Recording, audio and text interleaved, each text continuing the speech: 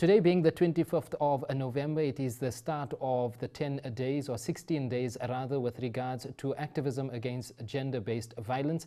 It starts from today, the 25th, running up till the 10th of December. And more on this, inshallah, this morning we are going to be speaking to Dr. Zubeda Dangor, who is the Executive Director at the NISA Institute. We say Assalamu alaikum wa rahmatullahi wa barakatuh, Dr. Zubeda. Wa alaikum salam wa rahmatullahi wa barakatuh. Jazakallah for joining us this morning here on Morning Rush. With regards to the 16 days of activism, do you want to tell us what it is all about and how did it come about? Yes, it's an international campaign which is celebrated worldwide. It starts on the 25th of November and extends right through till the 10th of December. And during these 16 days, there are some important days which include December the 1st as World AIDS Day, December the 3rd as International Day of Disabled People, the 6th of December, which included the massacre of in Montreal, where 14 engineering women were gunned down, and then the 10th of December, which includes Human Rights Day. So officially, the UN recognized the 25th of November as an International Day for the Elimination of Violence Against Women, and the 16 days was conceptualized by the Women's Global Leadership in 1991.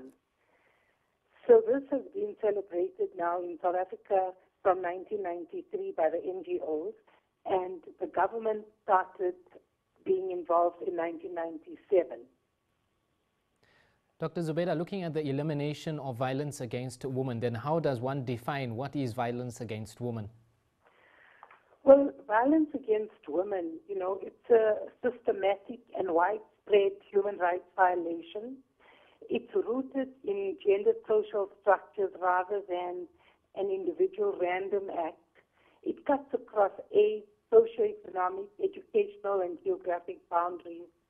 And it also affects all societies. And it becomes a major obstacle to ending gender inequality and discrimination globally. So more specifically, any act of gender violence is a result that results in physical, sexual, or psychological harm or suffering to women, including threats of acts, coercion, deprivation of liberty, whether occurring in public or private, is a form of violence against women. You've given us the definition with regards to violence against women. Then, Dr. Zubeda, if we look at violence, then what are the forms of violence against women? Look, there are various forms of violence against women. For example, rape and sexual assault, trafficking of women, domestic and intimate partner violence. But within intimate partner violence, there are also a range of forms of violence, which would include physical abuse, sexual abuse, emotional, verbal, and psychological abuse, financial abuse, forced entry into homes, stalking and harassment by a perpetrator, intimidation of women, damage to property. So in a nutshell, those are some forms of violence as far as interpersonal violence goes. Looking at violence against women and the stats with regards to South Africa, how does South Africa then compare to the world? And if there are any stats for South Africa, do you have them? Yes. Well, South Africa is known as the rape capital of the world. The Medical Research Council have reported that 1 in 9 women report rape. But you must remember that in South Africa, the majority of women do not report rape. So those figures are quite conservative, actually. Then we have also the Medical Research Council indicating that 1 out of 2 women will experience some form of violence during their lifetime. And then the other startling one is that 1 woman is killed in South Africa every 8 hours. And that is a result of intimate partner violence. So you can see that our stats are actually, quite horrifying. And this despite the fact that not too many people report rape or domestic violence or any other form of violence against women. You've given us those horrifying stats, Dr. Zubeda. Do we see an increase in violence against women in South Africa from your side? What do you think over the past few years? Yes, I think there certainly is an increase. If you look at the way, the number of stats that people report, if you look at that compared to the number of people seeking help at different NGOs, there's a clear discrepancy. There are many more women seeking help than is actually reported by stats by SAPS and other researchers. If you also look at the number of women seeking help at shelters for fear of their life, for fear of domestic violence, one gets a very clear indication that violence against women is on the increase.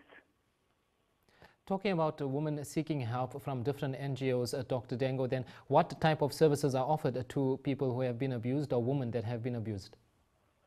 Well, there are a number of different types of services that are offered. Usually counseling, sheltering for women, skills development and empowerment, self-esteem development, because one of the things that we realize is that women who are abused have very poor self-esteem.